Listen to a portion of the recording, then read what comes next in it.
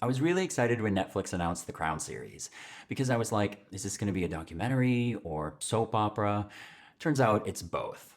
So let's jump right into discussing season 1.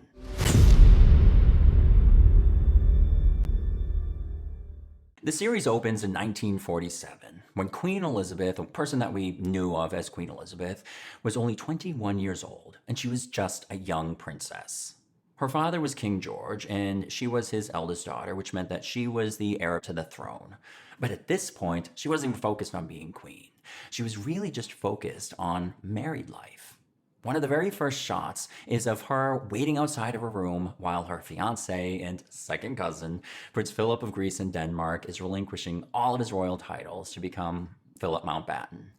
King George then comes in and gives them all new titles. This traditionally happens the day before a wedding. This kind of explains why Elizabeth is just so eager and nervous, because she's actually getting married the very next day. In the first couple of scenes, you see just how in love Elizabeth is. She's like fawning over Philip. The wedding day comes, and the production team really pulled out all the stops for it. And it kind of gave us a hint of what was to come in this series. I mean, this was a glorious wedding. They were also able to add in a few intimate moments with Elizabeth. Elizabeth hesitates with her wedding vows, and immediately Philip jumps in right away with funny faces that get her to laugh and get her to relax. And it just shows how much she adores Philip and just how good he is with her. In her vows, she actually uses the word obey, which she didn't have to do. The Church of England at the time said that you no longer had to use the word obey in your vows, and seeing as how she was eventually going to be the head of the Church of England, you think that she would leave it out. At this point, though, she's so much more focused on her role as a wife than her role as queen, and it just shows what kind of wife she wanted to be. With the wedding over and done with, she can now escape the palace to go off and live married life, and she does it well. In just the first couple of years, she has 2 kids. They set up home at Clarence House, which is the house given to them by Elizabeth's father. And she also goes off with Philip to support him in his Navy career in Malta. And she thought this was going to be her life for decades. Her father was young. He was only in his early 50s. So in her mind, she could actually continue like this for a long time. As fate would have it, George had actually been sick this whole time. Even before her wedding, he had been sick. He had been coughing up blood into handkerchiefs. He didn't realize how bad it was until he got one of his lungs removed and they found out that it was cancer. Still, at this point, he didn't realize how bad it was. He actually, since he was too sick to go on this royal tour, he sent Elizabeth and Philip off in his place. He would have never done this had he known that a week into this trip, he would pass away. Elizabeth had no idea that this would happen. In fact, she became queen at the age of 25 while in a treehouse in Kenya. The news could barely get to her. Somebody had to pass it to one person who passed it to another and to another, and they relayed the information to Philip, who broke the news to his wife. This is one of the last moments they would have as just plain old Mr. and Mrs. Mountbatten. From this point on, everything would change. The two of them quickly fly back to London, and before Elizabeth can even step on English soil as queen, she receives a letter from her grandmother. In this letter, her grandmother tells her that you are no longer Elizabeth Mountbatten, but you are Elizabeth Regina, which is the same thing as saying queen in her own right. She says that these 2 Elizabeths will always be in conflict with one another, but the crown must always win. This is what this season is all about. Elizabeth's transition from just Mrs. Mountbatten to her queenly duties and what it means for her personal relationships and also her insecurities within herself. Right off the bat, it affects her relationship with her husband. Now, the relationship that they had set up was that he was head of the household and she was this doting wife. Obviously, that wasn't going to happen when she became queen. Before they even got off the plane, her new private secretary comes on and tells her that she must get off the plane before her husband. Now, they originally planned on walking off together, side by side, as they had been for a while. Actually, if anything, it would be like Philip first. But now Elizabeth has to go first, and Philip does not like this. Elizabeth is looking at Philip, looking back at her new private secretary. She's going back and forth, trying to figure out what she's supposed to do, and she leaves the plane first, without her husband. Philip then chases after her down the stairs, trying to catch up.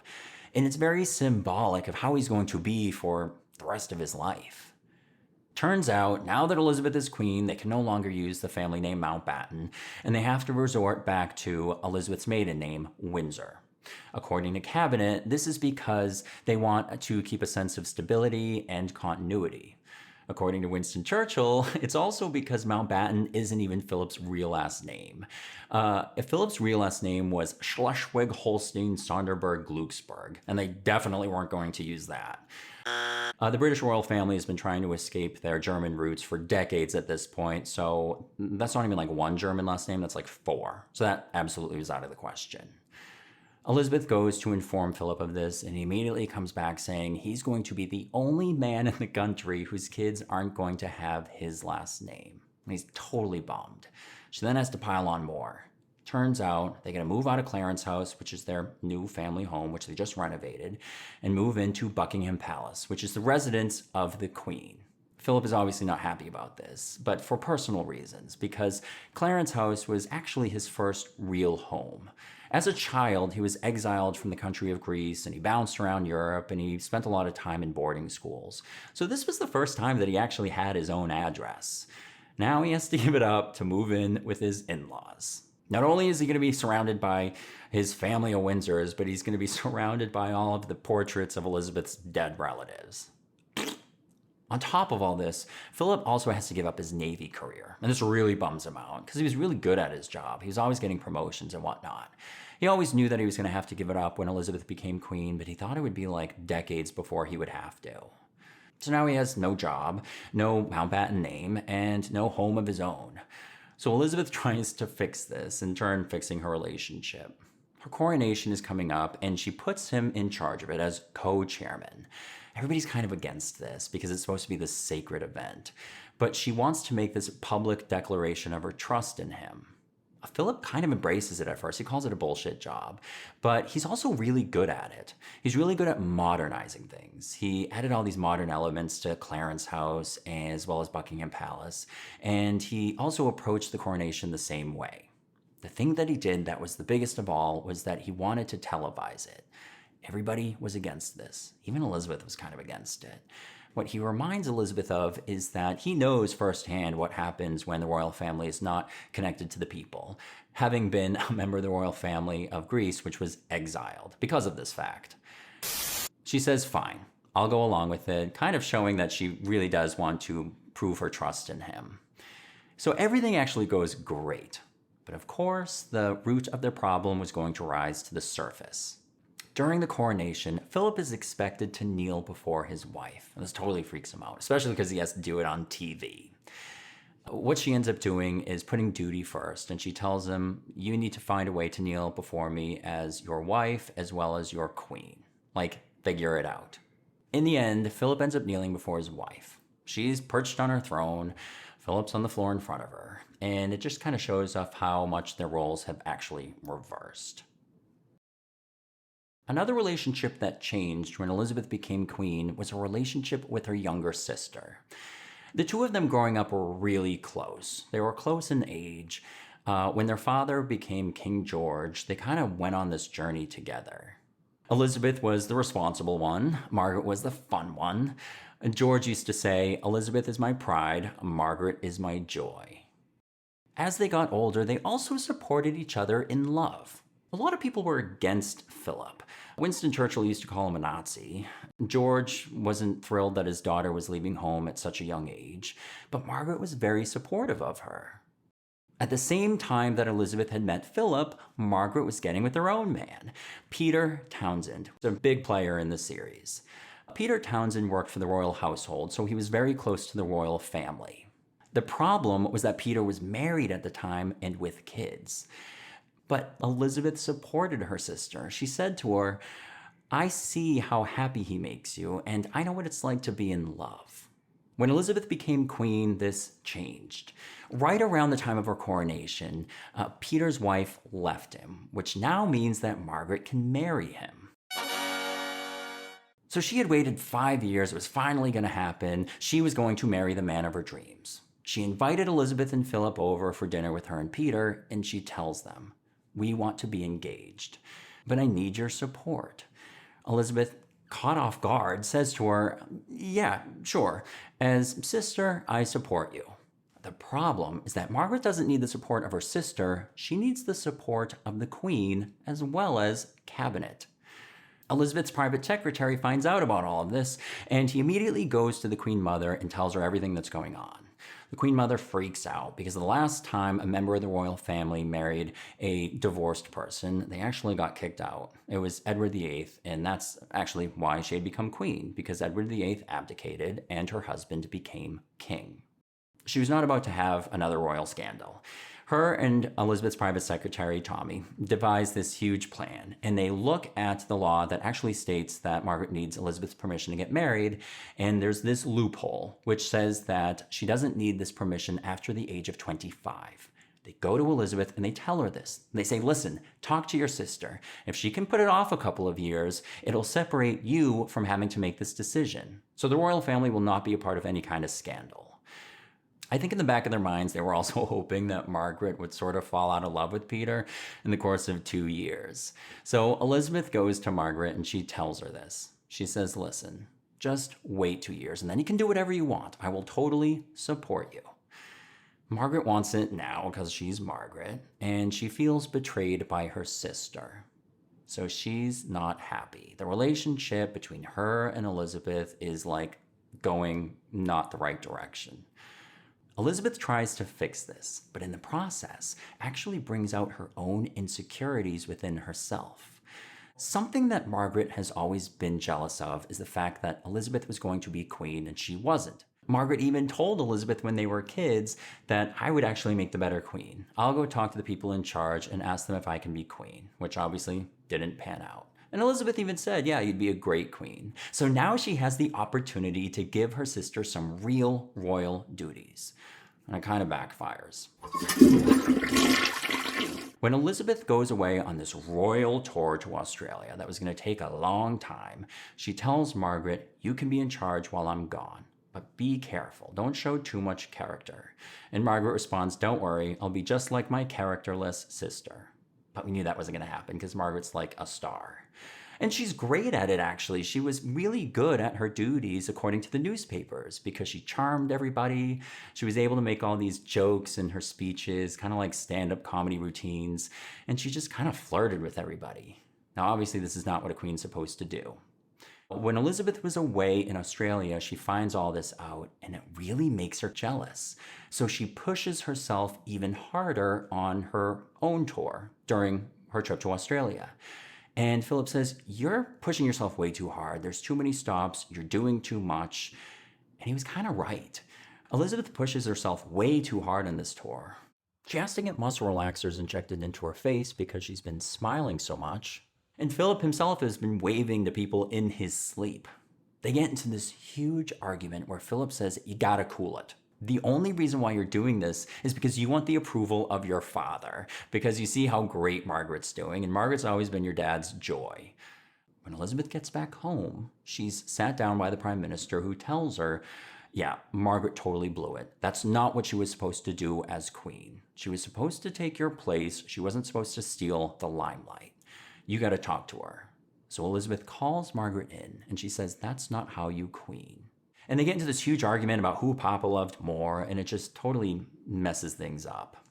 Now that Elizabeth kind of knows what she's supposed to be like as queen, she actually doesn't really know what she's supposed to say.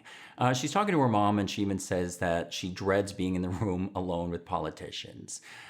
She says that anytime I try to talk to people about anything, I end up resorting to conversations about dogs or horses.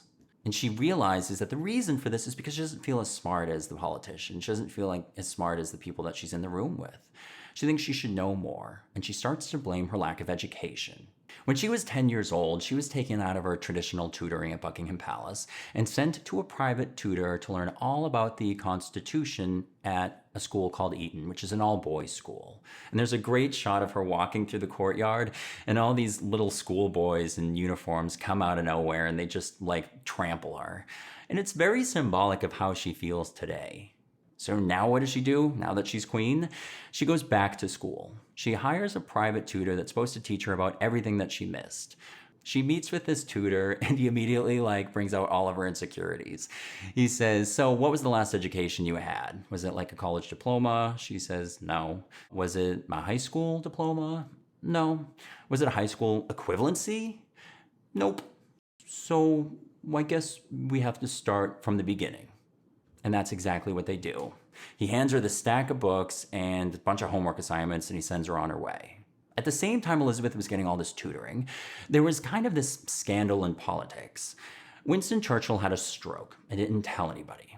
And also, he was kind of just falling apart in other ways. And he was missing a lot of meetings, and it was really hard for them to run government. Of course, Elizabeth finds out, and she goes to her tutor, and she's like, "What am I supposed to do?" And her tutor tells her exactly what she needs to hear to rebuild her confidence. He reminds her, "You have been educated about the Constitution. You know more about how to be queen than anybody else." He references a book called The English Constitution, which is exactly what was used to educate a young Elizabeth on what her role was. And he reminds her that it's your job to do something about this and to keep all of this together. According to this book, Elizabeth's the dignified and the government is the efficient. And there needs to be a trust between the two, and Winston has broken this. And Elizabeth says, "What am I supposed to do? Bring Winston in and scold him?" And her tutor reminds her that Winston is upper class, English, and male. And there's nothing they respond to more than a dressing down from nanny. Armed with this confidence that her tutor's given her, as well as the actual notes that she took as a 10-year-old Elizabeth in her Constitution class, she calls Winston in and she lets him have it. She says, "How could you possibly lie to me about being sick? You couldn't do your job and you didn't tell me of this. Are you well enough to do your job now?" And Winston's response is, "Yes, but it turns out I guess I don't need to do my job now. I am able to step down. The only reason why I was sticking around was to help you, and you're obviously perfectly capable of running this on your own." So now Elizabeth is like, "Look at me, I can totally do this." And it really equips her for these huge decisions that she has to make at the very end of the season. Turns out, Margaret can't marry Peter. According to Parliament, she can't marry a divorced man and stay in the royal family. Elizabeth tells her this. Margaret responds, "Without Peter, I'm lost." Elizabeth tells Philip that if he wants independence from his wife, then he needs to step it up. And this means that he has to go and open the Sydney Olympics by himself, which also includes a 5-month royal tour, which is going to take him away from his kids, and he's totally bummed. At the very end of the last episode, there's a montage of clips that foreshadow what's to come in the next season. Margaret's sitting at a table, totally lost, no man, nothing to do. Philip is walking away from his wife, about to get ready to go on his royal tour, and Elizabeth calls after him, "Will you be late?" And there's also a shot of her new prime minister who's apparently been taking a lot of medication and he's passed out on a desk. So that's not going to be easy. The last shot of the whole season is of Queen Elizabeth getting her photo taken, and she's wearing her crown and she has her sash. And the photographer says to her, "Forgetting Elizabeth Windsor now. Now only Elizabeth Regina." Blackout. Thanks for watching. If you enjoyed this video, hit the like button and subscribe to this channel for more videos like this.